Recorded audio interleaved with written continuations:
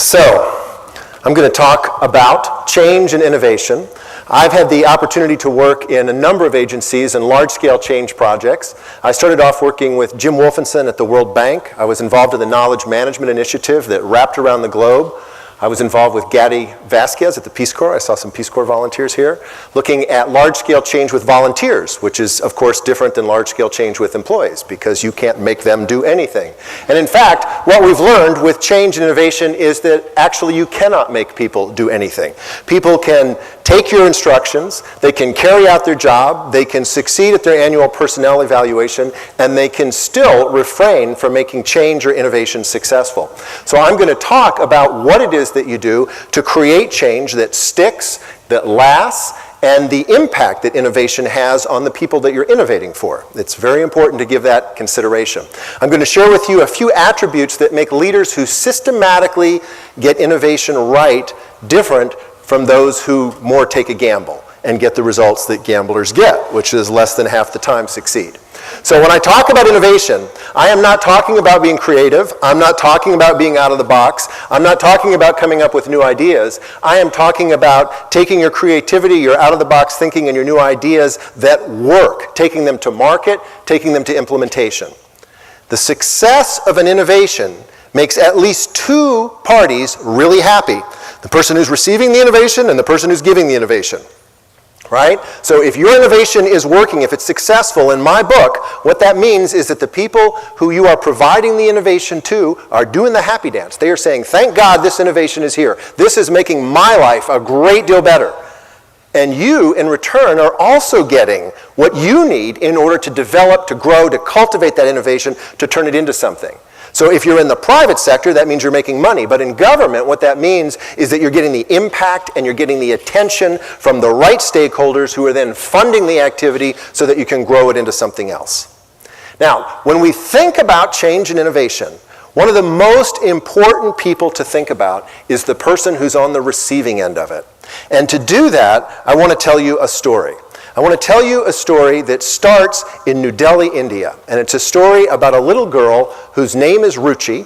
Ruchi lived on the streets in New Delhi when she was 4 years old. She was found by the police when she was 6. She was found by the police when she was 4, so she lived on the streets when she was 2. She was found by the police when she was 4. She was brought to an orphanage called Mamaji's.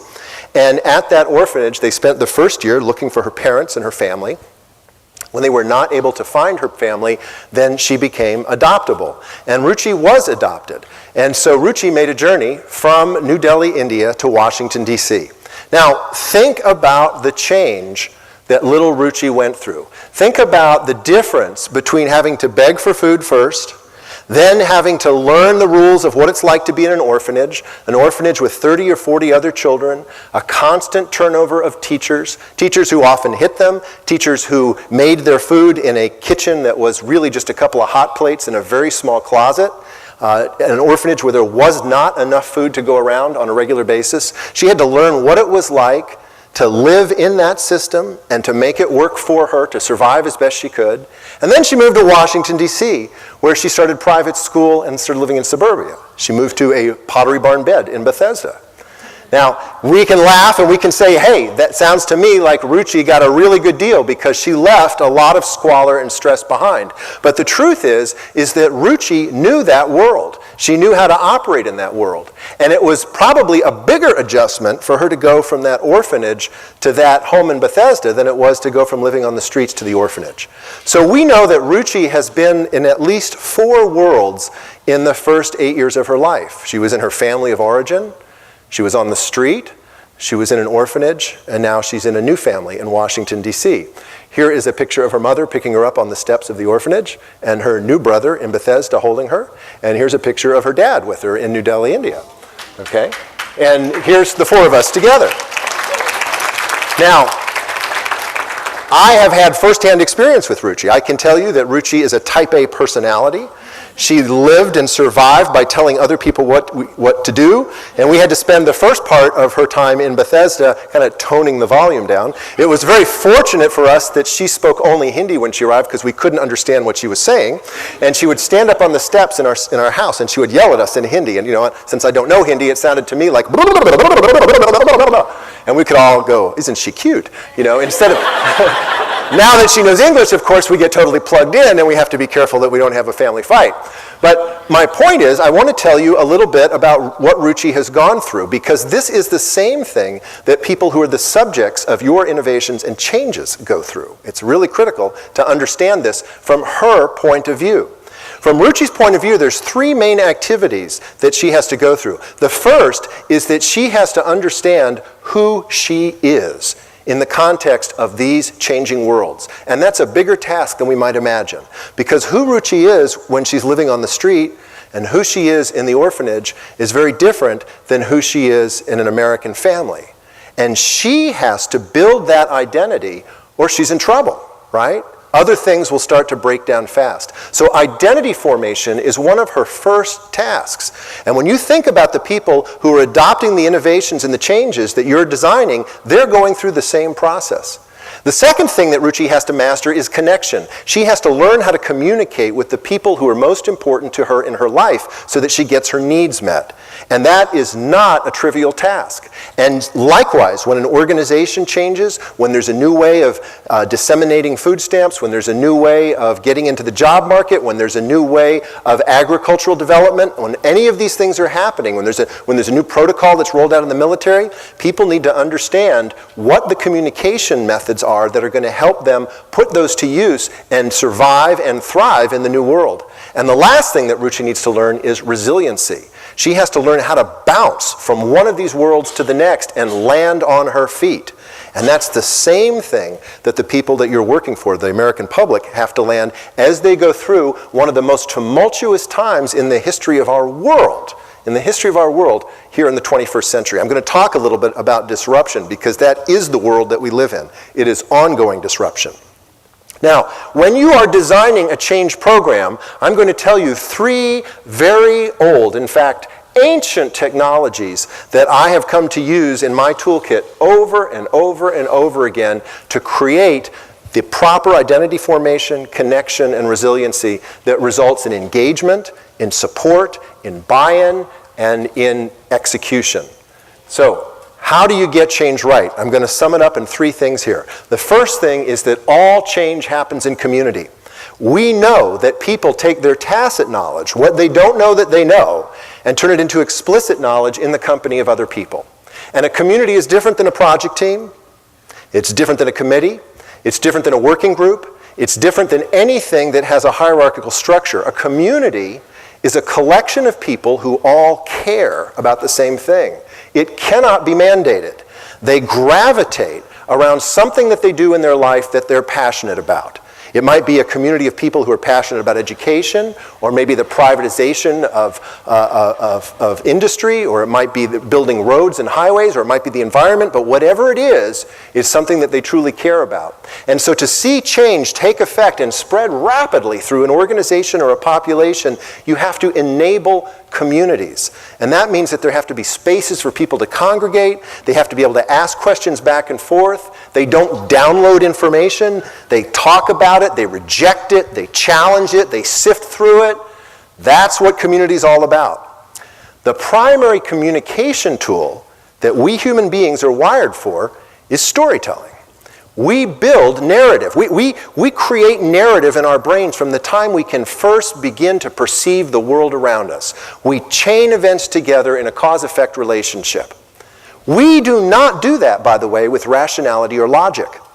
And so, when someone makes a case to you, they are working on a higher level of consciousness that likely will not get traction inside their brain for an extended period of time because we're assembling it. And what does that mean in practical terms? Well, for example, let's say 3 months from now, someone pulls you aside on the street and says, hey, what was that guy in the red jacket talking about at GovLoop the other day? You are probably not going to be able to tell him about this bulleted list that I'm showing you up here. But you will probably be able to say he adopted this little girl from India. Why is that? It's because the story goes into your mind with multiple associations, multiple handles, and it's embedded in a way that it's easy for you to retrieve, whereas bulleted lists do not. I was part of a series of think tanks on storytelling, and you're going to hear more about storytelling from our next speaker. I was part of a series of think tanks that involved Harvard, Lucent Technologies, the World Bank, Eastman Chemical, the International Storytelling Center, Disney, and so on in the late 90s. And we looked at the power of storytelling. Now, we had a guy there who was from Harvard who studied human learning, and he told us how many bullet points someone can remember when they're under stress. Guess what that number is? It's not 0, it's more than 0. It's not 3, that's the common belief, it's less than 3. It's 1. It's 1. When the shit hits the fan, you can usually only remember one thing that the person on the stage was saying. Right? When you're under stress, there's only one thing that comes back, but here's the deal. A story can be that one thing. And a story can bring a whole bunch of other information with it. So if you've heard a story and it's encoded all of this other information, and you're under stress, you can pull all of that back, and that's one of the great powers of story. In my book, Getting Change Right, I lay out the kinds of story that are used to spark action in large populations and organizations. The third thing, which is also an ancient technology, is events. This is an event. An event is one of the highest leverage activities that you can do because we're face-to-face. And we still know that the communication that takes place in a face-to-face environment far exceeds the depth and the breadth of communication in any other media. So these are the three things that leaders use when they're trying to get communication right. That's why it's so important that we don't, even though we use things like Facebook and LinkedIn and Twitter, that we don't rely on them. They're support mechanisms. They're support mechanisms. In fact, at the World Bank, we studied what's the minimum number of times that a community has to meet face-to-face in order to be effective. Because we were decentralized, we're all over the planet. And it's once a year. If your community is meeting less often than once a year, it's falling apart instead of doing its job, coming together. And the more important the challenges that you're facing, the more important it is that you spend face time together. All right, now let me talk a little bit about innovation. What is it that makes leaders who are successful at innovation succeed over and over and over again? People like Steve Jobs, people who are introducing things into the marketplace that one after the other is just a success as opposed to playing the odds. One of the first things is that they understand what an inflection point is, and they pursue them and they leverage them. Sometimes inflection points come to us from the outside. For example, in 2010, Apple sold 14 million iPads. That was an inflection point. And for the printing equipment industry, it was a negative inflection point, right? It was imposed upon them. It came to them from the environment. Of course, if you were in the tablet industry, it was a positive inflection point. It lifted you up. Sometimes inflection points are created. You can actually invoke an inflection point by doing certain activities. In other words, you can get people to move up a whole nother level. Let me just quickly show you what inflection points look like.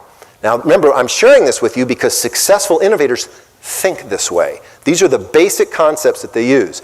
These are the two negative inflection points. The first one is horrible. That's called death. That's called you tanked. You know, you came down, you leveled out for a little bit, then whoom, you hit the ground too hard. The second one is a step down. It's also negative, but it's not horrible because it doesn't end in crashing. It ends in leveling out. Now let's look at their inverses, the positive inflection points. The first one is a soar up. You're going up at a rapid pace, you level out for a little while, and then you move up again. And the second one is a step up, where you level out at a step degree. Now, most people who are trying to introduce new ideas and new products and services think they want number one. But number one is really hard to ride. And in fact, you can come apart at the seams. It's so hard to ride. I don't know if you remember, but when the internet was first big, there was a TV commercial where there's a bunch of people sitting on a couch, they're watching their computer screen, and they're going, oh, cool, look, people are clicking on our website. Hey, someone bought one of our things. Oh, look, they bought 30. Oh, look, they bought 100. And they're going to pat each other on the back. Hey, they bought 500, and then it's 1,000, and then it's 10,000, and then it's 750,000, and then they're all standing around with their mouths hanging open, wondering, how the heck are we going to serve all these people, right? That's what number one is. And some companies can do that well. Apple does it well. When it releases an iPhone and they don't know how many they're going to sell and they end up selling 7 million instead of 5.5 million, they're able to scale and get to market. But that's only industry leaders generally that can scale that fast. Most people need number two because they need time to put infrastructure in place, to serve people, to give them a positive experience, to stabilize. All right, so inflection points are key. The next thing that you want to look at is building innovation capacity. Someone who's serious about innovation takes the time to invest in it, and that is they develop a foundation. And the foundation is based on three things: leadership, talent, and idea management. Leadership means that someone is out there preaching innovation, just like Jonathan was on this stage right here. Someone is saying, this is what we're trying to do. They're being explicit about it. They're building partnerships. They're enrolling people. They're educating themselves about it. It's a very important thing for leaders to do. Talent means you're either training people or acquiring people who are skilled at innovation. Innovation is fundamentally different than operations. Operations is about keeping things humming. Innovation is messy. Operations is about efficiency. It's about keeping the trains running and making sure that they're coming in under budget, on time. Innovation is about trying an experiment and going to find out what you learned and ramping up the stuff that's working and getting rid of the stuff that's not and doing it very fast. So different kinds of talent required. And the last area is idea management. And this is learning how to take half-baked ideas, because that's how most ideas arrive, and develop them, mature them, decide whether the market is ripe for them, learning how to bring things to fruition. It's a very organic process. All right, let's look at the next area that's important. Collecting intelligence. Used to be the realm of the CIA, right? The NSA and all the other agencies that are involved in that. But today, everyone can collect intelligence. How many of you are using Google Alerts, for example? Just look around. So we've got about a fifth of the room. All right, you can go search on Google Alert. I'm a consultant. Every single organization that I work for, every single director of an agency that I work for, I have a Google Alert. And anytime they show up anywhere on the planet, on the web, I get an email with a link to the information so that I can stay current with what's in the press with them, right? You want to be out there understanding the information that's in the environment, and there's three areas you need to look at. One is the environment itself. Like if you were in the IRS and you had a really cool new service, now is not a great time to introduce it, right? It might legitimately be very cool. But if the environment's not ripe, it's going to tank. So you have to wait till the environment is ripe. The second thing is your beneficiaries. What kind of stress are they going through? What are the people you're serving dealing with? Are they on the upswing? Are they on the downswing? Is there something that they wish you were doing? Something that they wish you would stop doing? How do you stay in touch with them? And the last is, do you have the capacity to deliver? So if there's a great opportunity out there, but if you don't have the talent or the capacity to take advantage of it, it doesn't matter. So you need to constantly be collecting intelligence inside and outside your own agency. The last area I want to look at is exploiting disruption. Now, disruption comes in 4 different flavors these days, and there's a lot of it, and it's not going to stop, right? The kind of disruptions that we've experienced over the last 5 to 6 years, all the signs say that they're going to be increasing in intensity and speed. The first is you're serving the public. The public themselves are going through a disruption. They're under stress. They're making short-sighted decisions. They're struggling with their own businesses, their own families, their own ways of doing things. And so they do not make an ideal customer because they're not paying 100% attention to you. They're giving you their peripheral attention. The second thing is that industries themselves are upending. I talked about the tablet. You know, there's a million industries right now that are going through major metamorphosis, which means that the very tools that we're using and the business or economic flows that are going on are in major flux. The last one, or not the last one, the third one is fierce competition. The government now has plenty of competition in the private sector. You all know about that. You know that there are private sector people that are looking for your weak points, sussing them out, and building robust solutions. And some of that's good, some of that's healthy, some of it's not. And when competition speeds up, that creates a severe disruption. And the last is that there are new business models. There are actually new ways of making money or serving people or creating positive impact that are popping up all the time. And each one of these creates a shock, creates a shift in the environment as you're kind of sailing through. But they also generate a window of opportunity. And I want to talk about that because successful innovators, they look through disruption and they see the window of opportunity. They're like judo masters. You know, if anybody in here practice judo? Do we have anyone in here who does judo? Okay, look, we've got a couple of hands up. So when a force comes towards you in judo, your job is to take that force, use it, and place you and the agent of that force in a better, safer position as the force is resolved. That's judo, all right? Innovation experts are like judo masters with disruption. They look at the disruption in the environment and they ask, how can I make use of this so that myself and the people I'm serving are in a better position when it's over? Right here we have on this graph, the blue line represents the beneficiary satisfaction, and the horizontal line represents a neutral point. So you see early on it dips below satisfaction. That means people are upset, angry, disgruntled, anxious, confused, something that drops them below satisfaction, and then they come back up again. During that short period of time, that's when the window of opportunity is. And that's when it's easy to see the new value in the foreground, and innovators know that market recognition is weak. For example, with the IRS, when the IRS crisis, the last one, the ones that we're still in the middle of resolving, just came out, when it first came out, there was a team of people inside the IRS who knew that we were eventually going to get through this and that we had the opportunity to enhance public trust through this experience. And they started asking the question, how will we use this disruption to enjoy greater trust, right? I mean, if you could sum up the crisis in a single sentence, it would be the American public is afraid that their chief revenue collector is a partisan agent, right? That's what they're afraid of.